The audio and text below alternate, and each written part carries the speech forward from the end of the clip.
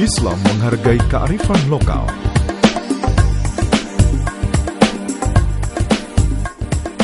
Islam merupakan agama yang diturunkan sebagai rahmat bagi alam semesta. Ajaran-ajarannya selalu membawa kemaslahatan bagi kehidupan manusia di dunia. Umat manusia yang mau mengikuti petunjuk yang terdapat dalam Al-Quran akan dijamin oleh Allah bahwa kehidupan mereka akan bahagia dan sejahtera di dunia dan akhirat. Sebaliknya, barang siapa yang membangkang dan mengingkari ajaran Islam ini, niscaya dia akan mengalami kehidupan yang sempit dan penuh penderitaan. Dalam Al-Quran, Allah Subhanahu wa Ta'ala berfirman, "Kami tidak menurunkan Al-Quran ini kepadamu agar kamu menjadi susah." Tentunya, ajaran-ajaran Islam yang penuh dengan kemaslahatan bagi manusia ini mencakup segala aspek kehidupan. Tidak ada satupun bentuk kegiatan yang dilakukan manusia kecuali Allah telah meletakkan aturan-aturannya dalam ajaran Islam. Kebudayaan merupakan salah satu dari sisi penting dari kehidupan manusia, dan Islam pun telah mengatur dan memberikan batasan-batasannya. Kebudayaan merupakan hasil kegiatan dan penciptaan akal budi manusia, seperti kepercayaan, kesenian, dan adat istiadat. Sosiolog mengartikan kebudayaan dengan keseluruhan kecakapan seperti adat, akhlak, kesenian, dan ilmu. Sejarawan mengartikan kebudayaan sebagai warisan atau tradisi. Dan antropolog melihat kebudayaan sebagai tata hidup, way of life, dan kelakuan. Bismillahirrahmanirrahim.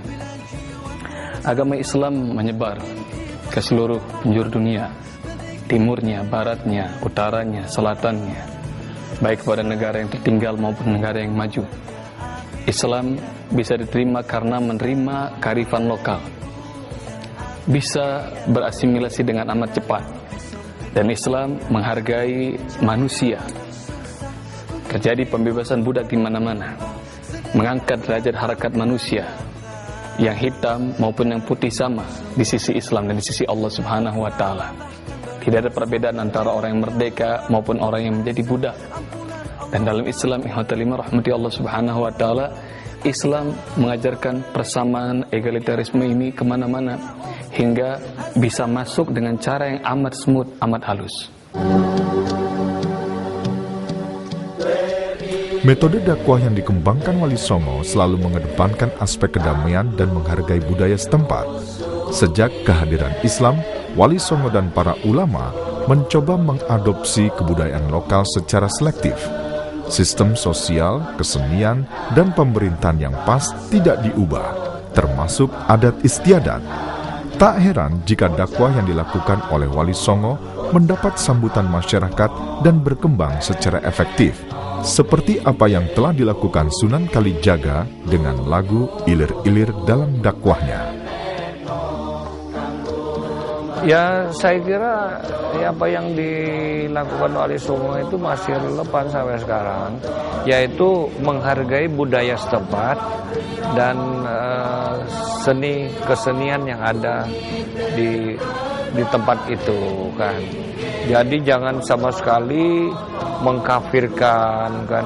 Kalau Wali Songo itu semuanya haram, semuanya musyrik, itu tidak bisa dia melakukan dakwah. Tapi dengan bersatu, ada wayang dia ikut wayangan kan, ya tidak ada masalah. Nanti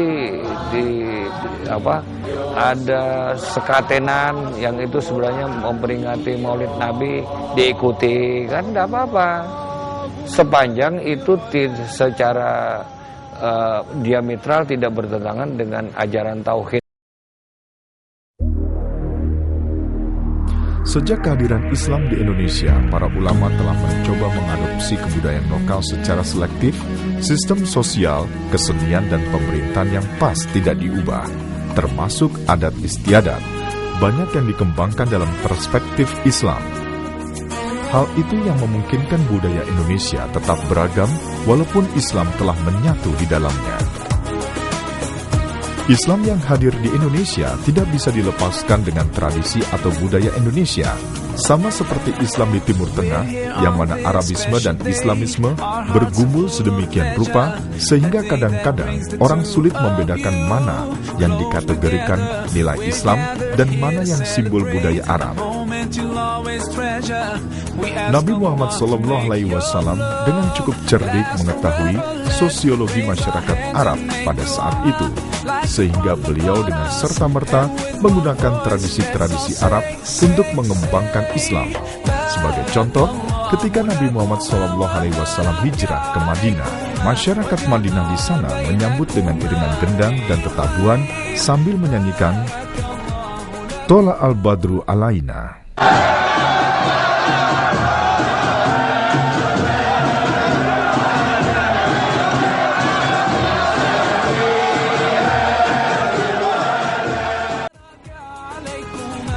Berbeda dengan agama-agama lain, Islam masuk Indonesia dengan cara begitu elastis, baik yang berhubungan dengan pengenalan simbol-simbol Islami, misalnya bentuk bangunan peribadatan atau ritus-ritus keagamaan untuk memahami nilai-nilai Islam. Di dalam syariat Islam itu, Rasul SAW itu mengadopsi berbagai uraf-uraf yang atau tradisi-tradisi yang tidak bertentangan dengan ajaran Islam.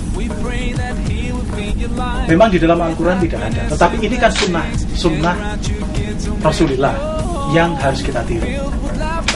Oleh karena itu para ulama itu mengatakan bahwa al-adah muhakkamah. Jadi adat, kebiasaan, adat yang tidak bertentangan dengan ajaran agama itu bisa menjadi sumber di dalam memutuskan hukum, memutuskan perkara. Oleh karena itu al-urf itu ada kaitannya dengan al-ma'ruf. Apa itu al-ma'ruf? Al-ma'ruf itu ini kan ada amar ma'ruf. Apa itu ma'ruf? Ma'ruf adalah nilai-nilai yang oleh masyarakat itu dianggap baik. Jadi Islam itu sangat sangat akomodatif terhadap kultur lokal, bahkan menjadikan al-adah sebagai sumber hukum, al-adah muhakkamah.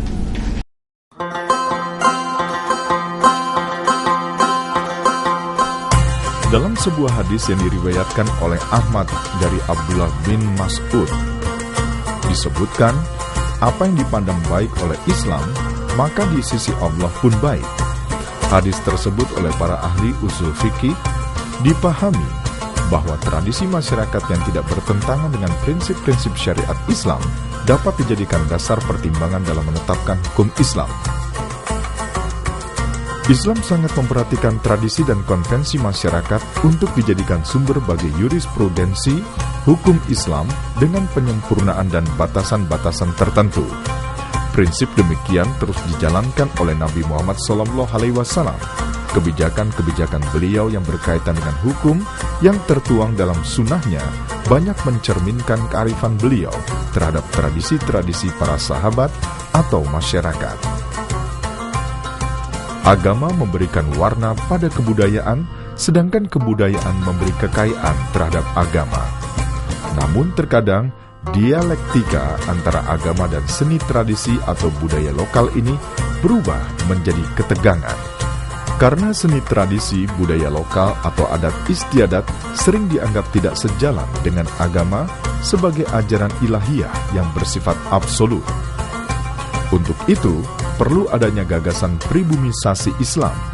Karena pribumisasi Islam itu menjadikan agama dan budaya tidak saling mengalahkan, melainkan berwujud dalam pola nalar keagamaan yang tidak lagi mengambil bentuknya yang otentik dari agama, serta berusaha mempertemukan jembatan yang selama ini memisahkan antara agama dan budaya.